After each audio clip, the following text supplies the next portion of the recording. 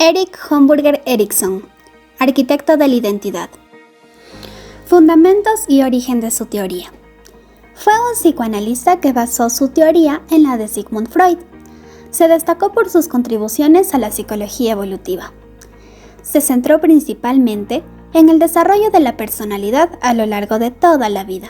Ampliación del círculo. Eriksson decía que lo que influye en el desarrollo de una persona son las fuerzas familiares, sociales, culturales y naturales, siendo estas las que moldean la identidad del hombre. Erik Erikson colaboró en un estudio sobre las prácticas de crianza de los indios norteamericanos, lo que refuerza su idea de la influencia de la cultura en la niñez.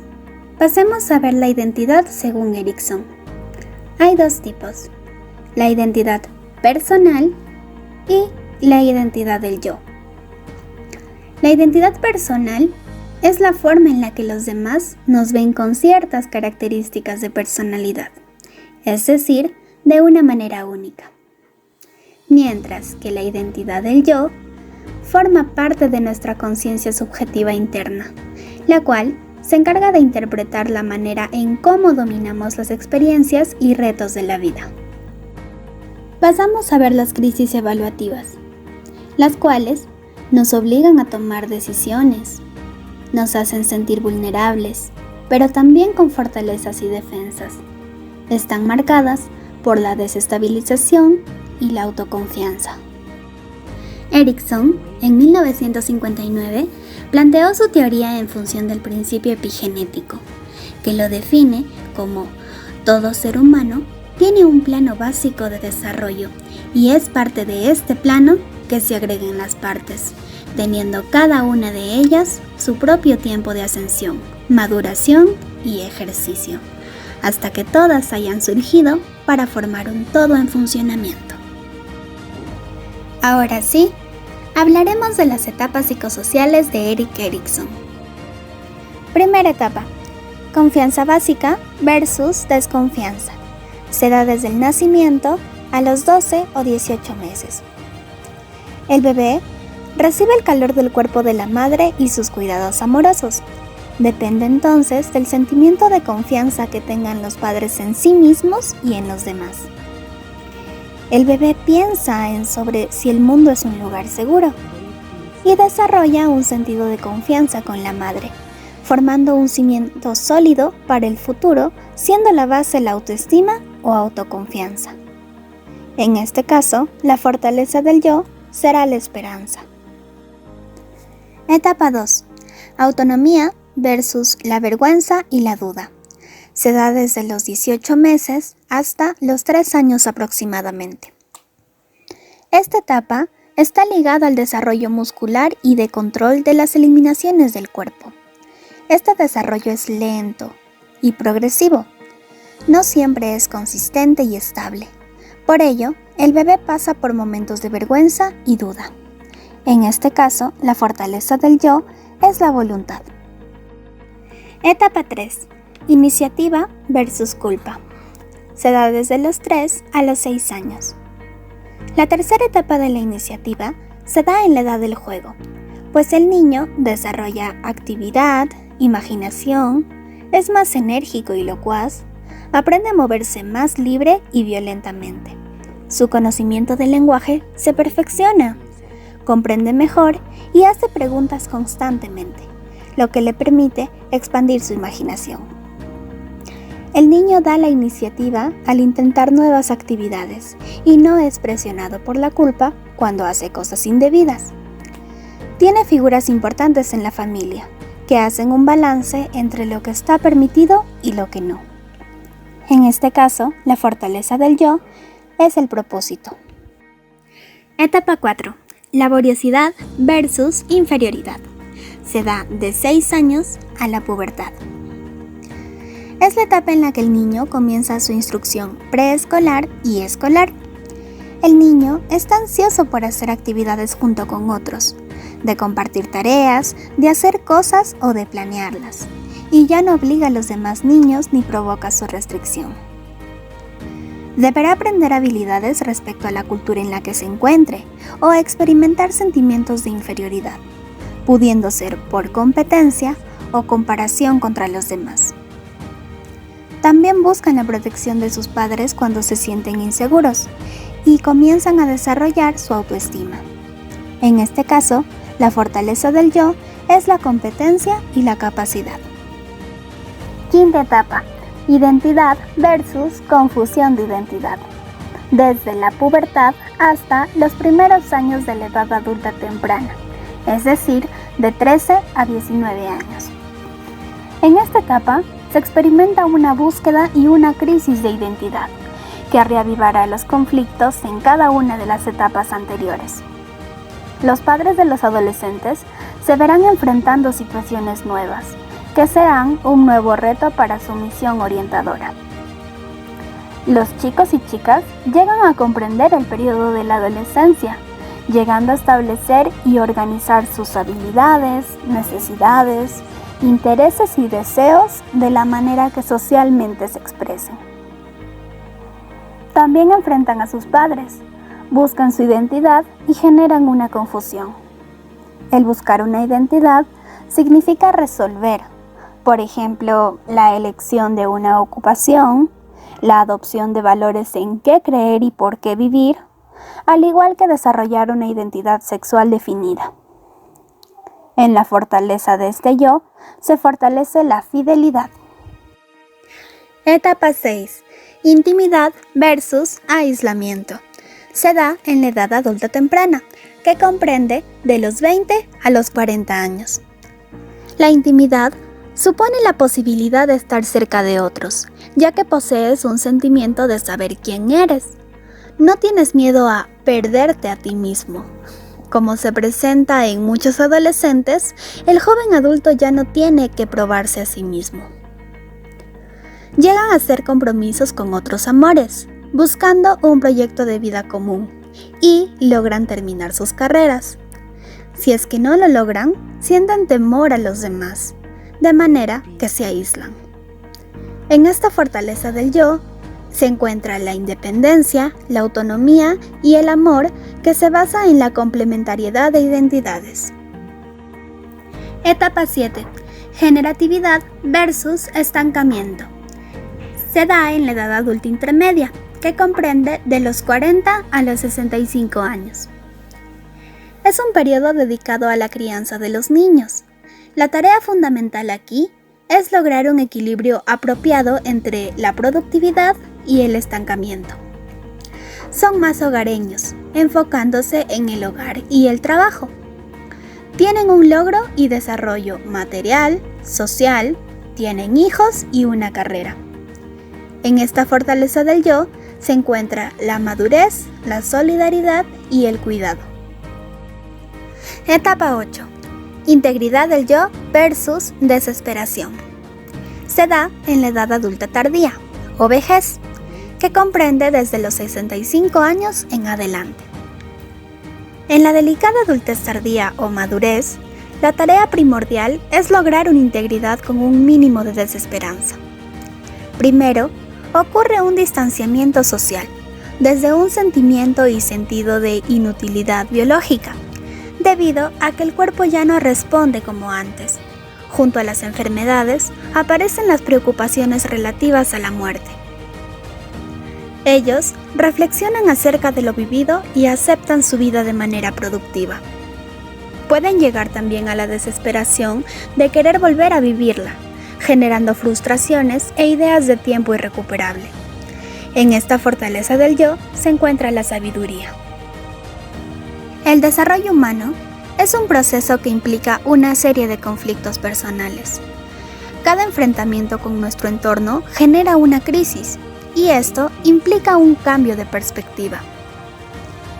Todas las etapas tienen un punto crítico, el cual requiere un cambio de conducta y personalidad. Mientras no se haya resuelto el conflicto, la personalidad no podrá seguir su secuencia normal. Gordon Willard Allport. Fundamentos. Escribió un ensayo autobiográfico sobre su encuentro con Freud, llamado Patrón y crecimiento de la personalidad, donde nos cuenta que, para romper el hielo al conocerlo, Le contó la historia de cómo había conocido a un niño en el tren camino a Viena, que temía ensuciarse. El niño se negaba a sentarse al lado de alguien sucio, a pesar de que su madre trataba de tranquilizarlo con sus palabras. Alport sugirió que tal vez este niño adquirió esa fobia de su madre, ya que era una mujer muy limpia y con apariencia dominante.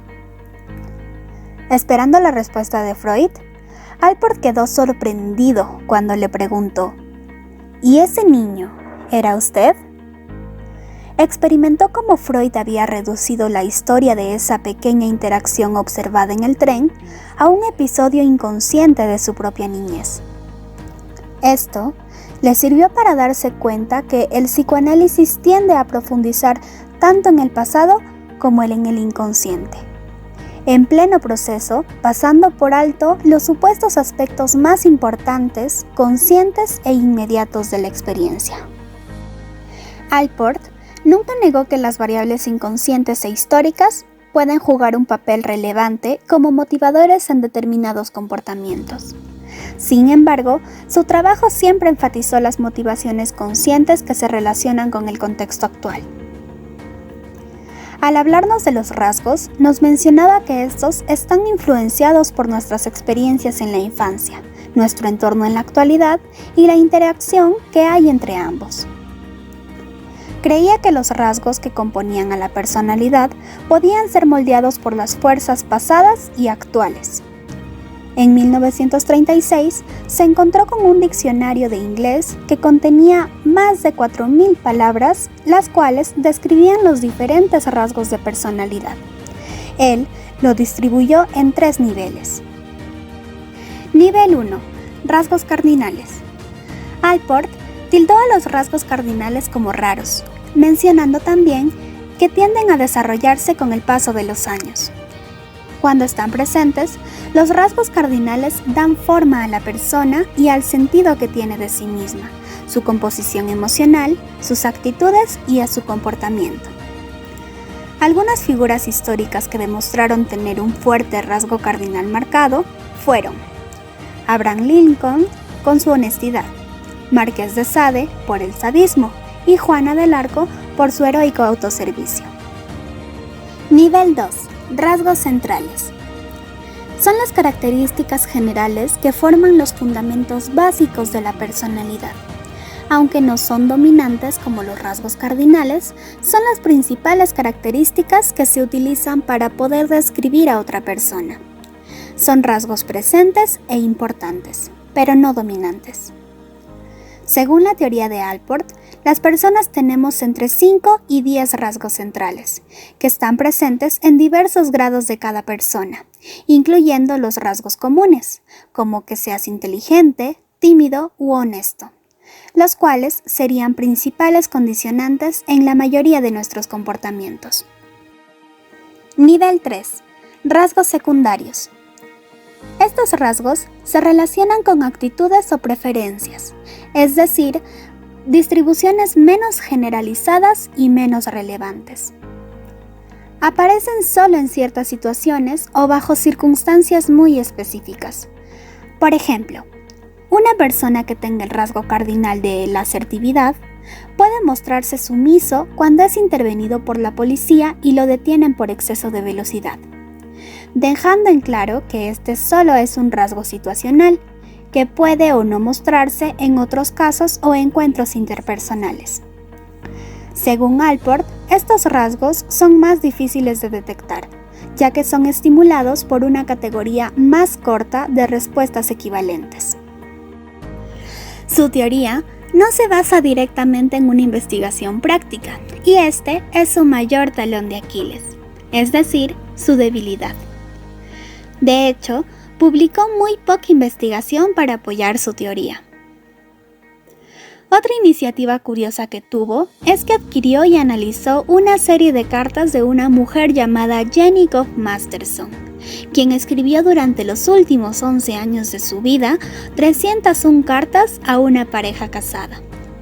Les pidió a 36 personas que caracterizaran a Jenny en función de los rasgos que eran capaces de identificar, llegando a concluir que los rasgos no existen de manera independiente. Aportó además que los comportamientos que motivan los determinados rasgos en un momento dado llegan a entrar en conflicto, de manera en que, por categoría, se impondrán el uno sobre el otro. A pesar de que varios teóricos están de acuerdo en que las personas pueden describirse por sus rasgos de personalidad, todavía hay un debate sobre el número de rasgos básicos que conforman la personalidad humana. Por ejemplo, Raymond Cattell redujo el número de rasgos observables de 4.000 a 171 y, posteriormente, a 16, combinando ciertas características y eliminando los rasgos más singulares o difíciles de conceptuar. Aún así, la investigación de Alport y su teoría se considera como obra pionera en el campo de la personalidad. Él confió datos estadísticos u objetivos en lugar de basarse en su experiencia personal. Como en toda teoría, también existieron críticas, como que la teoría no aborda el estado de una persona o la forma en la que puede comportarse de manera temporal. Adler creó su propio sistema psicoanalítico que se basa en la importancia de las compensaciones, al que nombró psicología individual para diferenciarlo del psicoanálisis. Semánticamente, la palabra individual puede provocar errores, ya que su psicología es más bien social, porque él concibe al ser humano siempre en relación a las demás personas y en la comunidad. Basó su teoría en sus propias experiencias. Él fue su principal ejemplo, lo que le valió para construir una de las conjeturas psicológicas más interesantes expuestas en su época. Las diferencias con Sigmund Freud fueron muchas, pero las principales fueron estas. Lo primero es que Adler le daba mucho menos importancia a la sexualidad en comparación con Freud. No creía que ni el sexo ni el modo en el que es simbolizado fuese un regulador esencial de la conducta humana desde los primeros años de vida. Lo segundo tiene que ver con el rol del inconsciente. Adler puso más énfasis en el poder que tiene cada individuo a la hora de estructurar el funcionamiento de su mente según lo que ocurre en el presente. Decía que el yo es la parte creativa de la mente. El yo no es el sirviente de los deseos del ello, sino más bien como un aspecto independiente de la psique. Lo veía como algo vinculante. El yo era la razón del ser del individuo, el que le permitía funcionar como una persona única. Desarrollo de la teoría. Cuando algo no nos satisface, tendemos a compensarlo. Compensamos los complejos que tenemos. Entre estos, el más estudiado es el de la inferioridad, que se compensa creando psicológicamente un complejo de superioridad, por lo que ambos mecanismos, inferioridad y superioridad, se suelen dar juntos. Complejo de inferioridad. Busca que esos defectos físicos o de percepción traten de ser compensados, y eso se hace a través del esfuerzo y del trabajo. Complejo de superioridad. En este sentimiento buscamos poder, buscamos sentirnos superiores por culpa de estos complejos o sentimientos de superioridad. En pocas palabras, el ser humano busca ser mejor que ayer. El afán de perfeccionismo. Alfred Adler postula una única pulsión o fuerza motivacional detrás de todos nuestros comportamientos y experiencias. Posteriormente, la llamó afán de perfeccionismo. Constituye ese deseo de desarrollar al máximo nuestros potenciales con el fin de llegar cada vez más a nuestro ideal. La cuestión es que perfección e ideal son palabras problemáticas. Por un lado, son metas muy positivas. De hecho, ¿no deberíamos de perseguir todos un ideal? Sin embargo, en psicología, estas palabras suenan a connotación negativa. La perfección y los ideales son, por definición, cosas que nunca alcanzaremos. De hecho, muchas personas viven triste y dolorosamente tratando de ser perfectas. Como terapeuta, privilegió la relación cara a cara con el paciente y una actitud de encuentro personal con él. Utilizó la confrontación como herramienta terapéutica para lograr su cooperación en pos de un objetivo común. Karen Horney es considerada como una de las fundadoras del neofreudismo, una corriente del psicoanálisis que surgió como reacción a algunos de los postulados de Freud y facilitó que se produjeran desarrollos alternativos. Horney rechazaba el énfasis del psicoanálisis temprano en la sexualidad y la agresividad como factores determinantes en el desarrollo de la personalidad y en el de la neurosis. A esta autora le parecía particularmente absurda la obsesión de Freud y otros psiquiatras del sexo masculino por el pene. Cultura y sociedad. Según Horney, el hombre es influenciado por la cultura, sus normas, costumbres y roles. También menciona que la neurosis es causada por la sociedad industrializada. Mencionaba que el concepto de normalidad es relativo, ya que su significado cambia de acuerdo a la cultura y la sociedad de ese tiempo. Concepto del self. El self es el centro del ser. Su potencial es el que se desarrolla con un concepto preciso de quién soy y así sentirse libre de impulsar este potencial. Autorrealización. Necesidades neuróticas.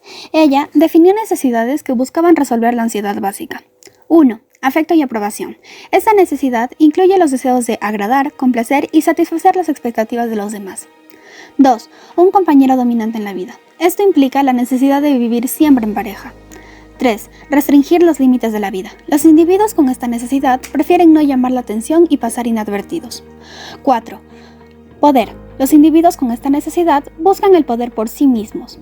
5. Explotar a los demás. Estos individuos ven a los demás en términos de lo que pueden obtener de una posible relación con ellos.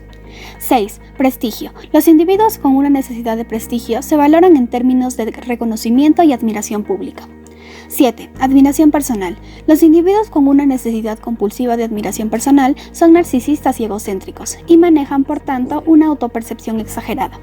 8. Ambición de logro personal. Este perfil se autoexige para lograr objetivos cada vez mayores como consecuencia de una inseguridad básica.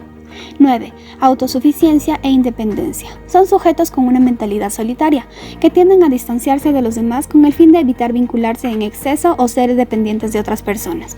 10. Perfección. Estos individuos se esfuerzan de manera constante por la infalibilidad total, con un temor excesivo de las críticas y los reproches que pueden ser consecuencia de sus propios errores. Conductas para satisfacer estas necesidades. 1. Actitud de sumisión. Se caracteriza por la búsqueda de la aprobación y el afecto de los demás. 2. Actitud de agresión. Predomina la hostilidad en la relación con los padres. 3. Actitud de desprendimiento. En estas personas aparecen necesidades de perfeccionismo, independencia y soledad exageradas que llevan a una vida despegada y poco profunda.